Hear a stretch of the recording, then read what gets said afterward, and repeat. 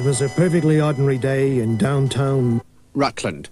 So far, 13 cases of arson, 2 attempted rapes, a bank job, and 21 cases of fraud involving the forging of old age pension slips at the post office, during which 48 people had been held for questioning, 12 fatally. 10 suspects were subsequently re-released for being too dead to answer questions. 18 had been shot dead on arrest, 9 of these being police officers. Yes, this was Rutland.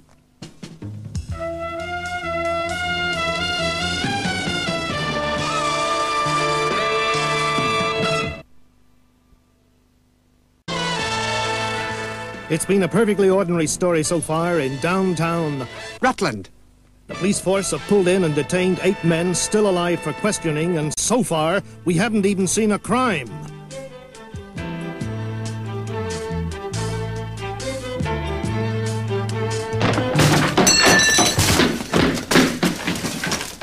Morning, Jeff. Hi, how's it going? Fine, Mutt's just giving him the treatment. Gee, thanks for the treatment, Mutsky. That's okay. Keep the bandage on until it's better. Okay, right. Now then, talk. What? Talk, damn you. I won't talk and you can't make me. You just talk then. Well, I know I talk then, but I'm not gonna talk generally. You're still talking. I'm not talking. Of course you're talking. Isn't he talking? He's talking. Are you talking, you dirty double-crossing swine? I'm not talking. Of course he's talking. Listen to him. I'll get you for talking. No talking. Who said no talking? I'm not talking. Shut up. I said no talking. Oh, he's not talking. I'm not talking. See? Well, he's talking and I don't want him talking. Wait a minute. I got an idea. We'll swap the guys over. The guy who's doing the talking, who's not supposed to be talking, can come and talk to me. Great. You? No talking. Gee, thanks again for the treatment. It sure feels better. Shut up. Okay, now then, talk. He said no talking. Shut up and talk.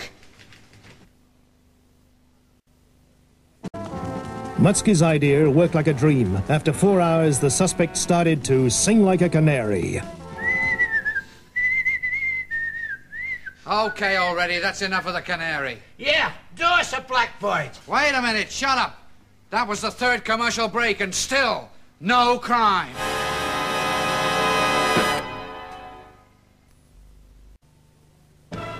So far, the police have been baffled by the absence of a major crime. All their leads have led nowhere. Okay, how are the identification sketches going, buddy? I drew a blank, Chief. That could be anybody. Why, that could be you, or why, that could be me. Mutsky, you're under arrest. I said it could be, Jeffovich. Oh, sorry.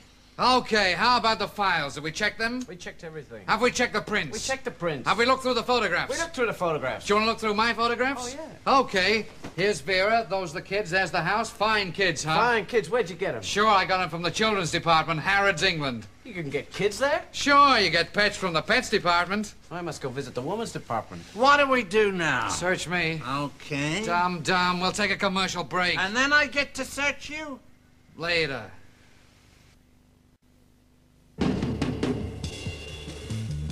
During the last commercial break, events moved fast. Con Mahoney, a hard con who'd done a stretch for Persistent parking offences. broke out of Sing Sing, a Broadway musical, hijacked a Transworld Airlines jet, and flew it to nearby. Biggleswade. Meanwhile, fast-talking, gum-chewing, hip-swinging, adverb-riding Nellie McDean arrived at the station. The police station, lady. I'm sorry. Officer, my pearls, my pearls! I haven't got them. They've been stolen. Well, unless Jeff's got them. I haven't got him. Did they look like this? Why, yes, that's exactly how they looked. How on earth did you know that? Just a wild stab in the dark. Okay, this is our first big break. Quick, hand me the phone. Why? I want to tell Mom. There's no time for that. Okay, let's hit the road. Why don't we hit the Dave? Later.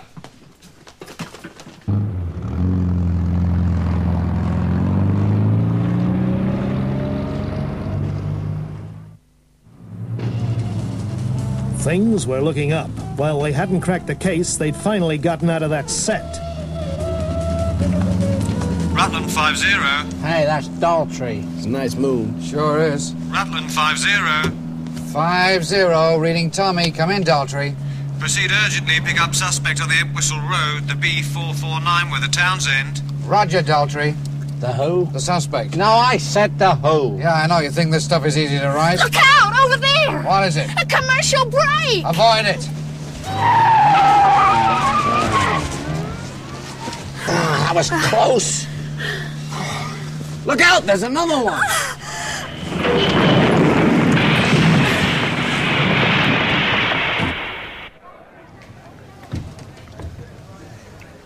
The kite will rise. Okay, near enough. Kite is in session. Will the witness take the stand? Couldn't I just take one of the chairs? Shut up. I'll remind the witness that she's underage. What? Under oath, sorry. You are Nellie Dean. Yeah.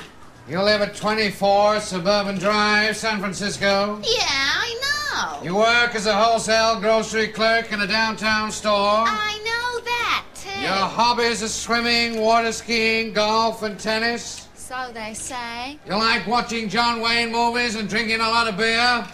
I never knew that. Oh, sorry, that's me. Is all this really necessary, Your Honor? Please, may I be allowed to conduct this investigation in my own manner? Counsel will kindly let this man conduct this investigation in his own manner. Thank you, Bob. Not at all, Bing. Objection. Objection overruled. You haven't heard the objection. And you haven't heard the overruling. Continue, please. Thank you. Now then, Mrs. McDean, if we may finally continue.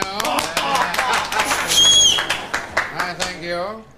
Where were you on the night of the 12th of September? I was at the Ritz Hotel, South 194 Bermuda. Where were you on the night of the 12th of October? Downstairs in the Connaught Bar in Beverly Hills. Correct. And where were you on the night of the 12th of November? Henderson's Beach Buggy Parlor in Burbank. It's spot on. You already won a major prize, Mrs. McDean. Do you want to go on? Yes, please. Very well, Mrs. McDean, your final question. Where were you on the night of the 12th of December? In a parking lot just north of San Francisco Boulevard. Yes.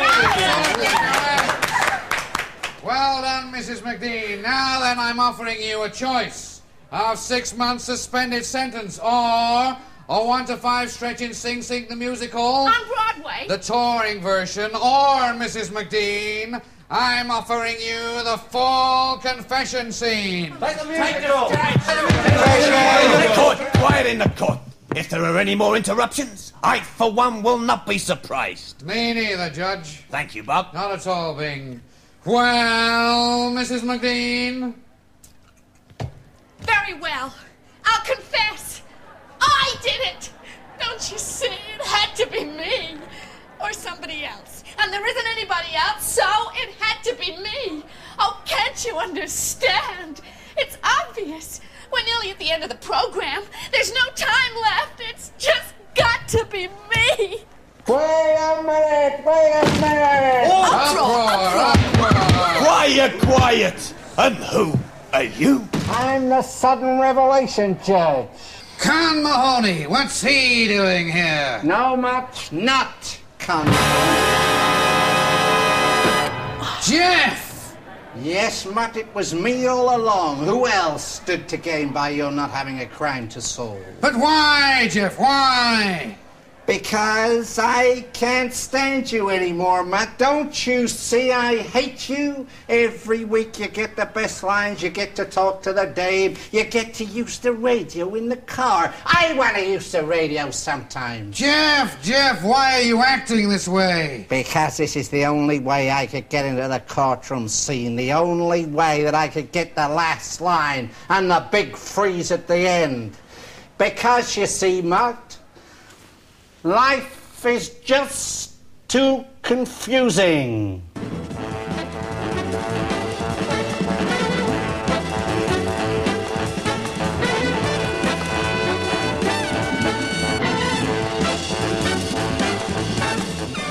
Well, there'll be another episode of Rutland Five-O. next week when it'll be Mutt's turn to break down and confess.